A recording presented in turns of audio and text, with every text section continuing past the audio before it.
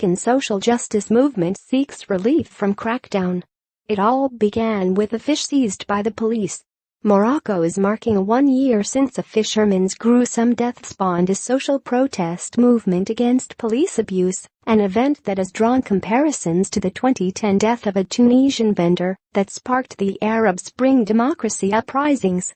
Since October 2016, the northern Moroccan town of Hoceima in the ethnically Berber Rif region has seen unrest stemming from the death of 31-year-old Mohsin Fikri, an impoverished local fish seller.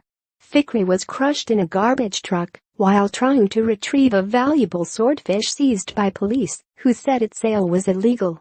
Since then, a protest movement called Hirak Rif has held demonstrations to demand social justice and economic development.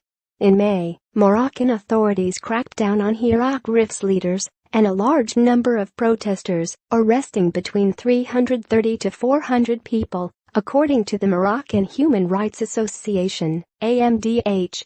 Yet the movement's influence is still being felt. On Tuesday, Moroccan King Mohammed VI fired 4 government officials following alleged delays in development programs for Hoceima. This week also saw the start of the trial of Hirak Rif's charismatic leader, Nasser Safi, which is being closely followed by Moroccans. The Rif region enjoys a strong regional identity and has historically always enjoyed some level of independence from the central government. In 1921, when Morocco was colonized by France and Spain, the legendary rebel leader Abd el-Krim installed a republic in the region after defeating the Spanish army. Although the Rif Republic was dissolved just 5 years later in 1926, it deeply marked the collective memory. In 1959 and 1984, uprisings broke out in the Rif that were brutally suppressed by King Hassan II, the current king's father.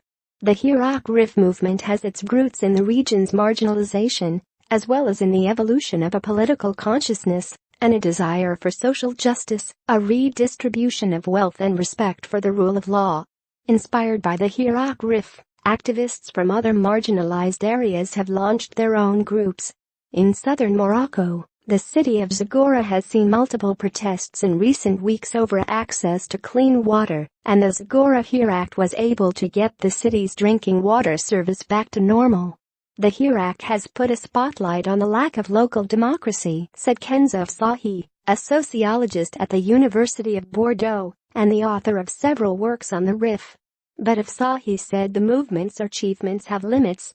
Despite Hirak's popularity in national and international public opinion, the movement has failed to reverse the balance of power. The authorities continue to be relatively repressive. There is also a widespread concern about the decline of human rights, she said. Several local and international organizations are now looking to the monarch as the person who can free the Hirak detainees.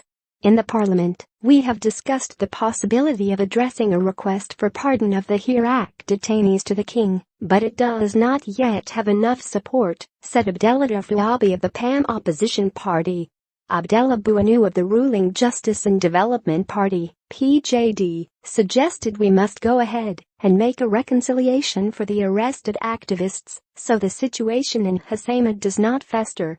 A call for the immediate release of all Hirak prisoners and the cessation of the repression against protesters was released Saturday by the Committee for Solidarity, based in Casablanca. The text was signed by 36 European lawmakers, dozens of trade unions, academics and public figures including American philosopher Noam Chomsky, British film director Ken Loach and Indian author Arundhati Roy.